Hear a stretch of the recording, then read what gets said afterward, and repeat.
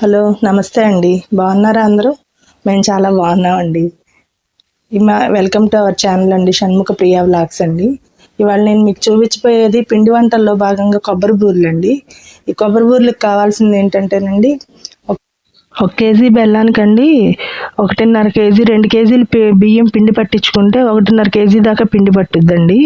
ఒక కొబ్బరికాయ, నూనె, అంతేనండి. ఇంకా వీడియోలోకి వెళ్ళిపోదామండి.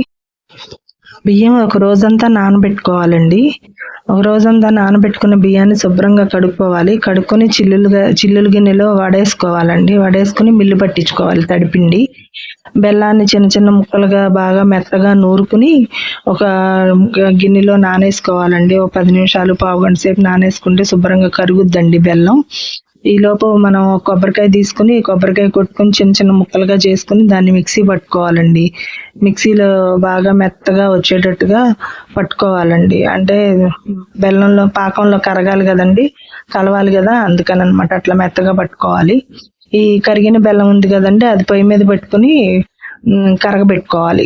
కరగబెట్టుకున్న తర్వాత బెల్లం కరిగిన తర్వాత ఒక గిన్నెలోకి వడబోసుకోవాలండి బెల్లం కరిగిన బెల్లాన్ని. ఎందుకంటే బెల్లంలో చెత్త చెదారం అంతా ఉంటది కదండి, ఏదో ఒకటి ఆ చెత్త అంతా పోవటానికని వడబోసుకోవాలి.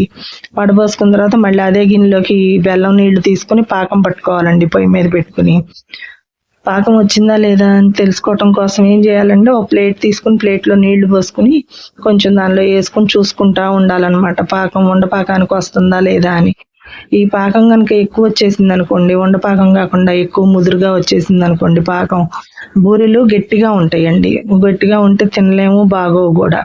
అందుకని కొంచెం కొంచెం వేసుకొని మధ్య మధ్యలో వేసుకుంటా చూసుకుంటా ఉంటే కరెక్ట్గా ఉండక రాగానే, ఇదిగో చూడండి ఎట్లా వచ్చిందో ఉండకి పాకం, అట్లా కరెక్ట్గా రావాలన్నమాట.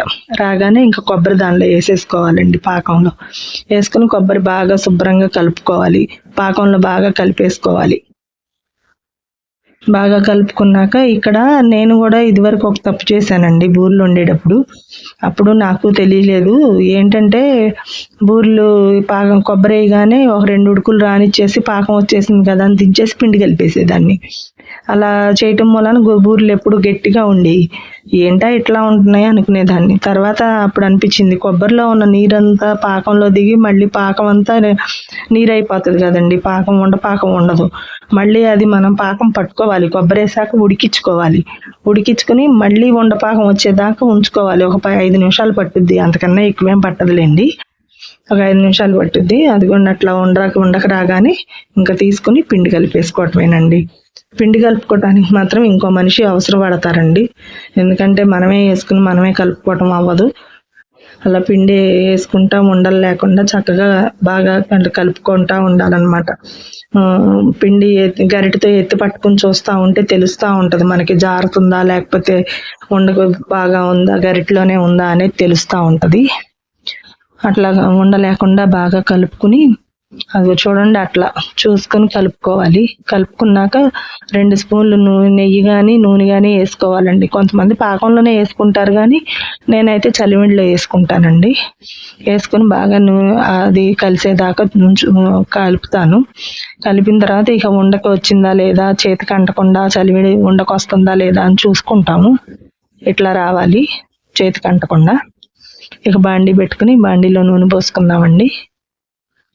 నూనె పోసుకుని నూనె కాగిన తర్వాత ఈ చలిమిడి ఆరిపోకుండానండి ఓ పక్కన పెట్టుకుని మూత పెట్టుకోవాలి. చలిమిడి ఆరిపోతే మనం తర్వాత వత్తలేమన్నమాట, చివర్లో గట్టి పడిపోద్ది చలిమిడి. అందుకని ఆరిపోకుండా ఓ పక్కన పెట్టుకోవాలి.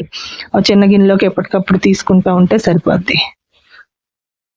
ఒక నూనె కవర్ తీసుకుని కవర్ని కట్ చేసుకుని ఒత్తుకోవటానికి నూనె కూడా కొంచెం మనం జాగ్రత్తగా పక్కన పెట్టుకుని ఒత్తుకోవటం మొదలెట్టాలండి. నూనె కాలిందా లేదా అని చూసుకోవటానికి ఇట్లా ఒక చిన్న ఉండలాగా తీసుకొని చలివిడిని వేస్తే నూనె కాలిందో లేదో కూడా తెలిసిపోద్ది. అట్లా వేయగానే తేలు రావాలండి. తేలు వస్తే చలివిడి కరెక్ట్గా వచ్చినట్టు అనమాట మనకి. అంటే బూరెలు ఇప్పుడు కరెక్ట్గా వస్తాయి మనకి, గట్టిగా ఉండవు, మెత్తగా ఉంటాయి అనమాట. అట్లా తేలు వచ్చేయాలి. ఇక బాగుంది కదా, నూనె కూడా కాలిగింది కదండి. ఇక చిన్న చిన్న ఉండలుగా చేసుకుని గుండ్రంగా చక్కగా ఒత్తుకుని నీట్గా ఇక ఒకదాని తర్వాత ఒకటిగా నూనెలో వేసుకోవటమేనండి. ఇట్లా నూనెలో వేయగానే చక్కగా చూడండి ఆ తేలు వచ్చేసింది. ఒకదాని తర్వాత ఒకటి అట్ట తేలు వచ్చేస్తాయండి. అట్లా అన్నీ వేసుకుంటా ఉండాలి, అట్లా కాల్చుకోవాలి. కాస్త తిప్పుకుంటా కాల్చుకుంటా ఉంటే శుభ్రంగా అన్నీ ఒకే రంగులో కాలుతాయి అన్నమాట. బూరెలన్నీ ఒకే రంగులో ఉంటాయి. ఇలా చేసుకోవాలి. ఉండలు ఉండలు ఉండలు చేసుకుని దాని తర్వాత ఒకటి వేసేసుకుంటా ఉంటే ఎంత అంతా కలిపి 1 గంటలో అయిపోతుందండి. పెద్ద టైం కూడా ఏం తీసుకోదు.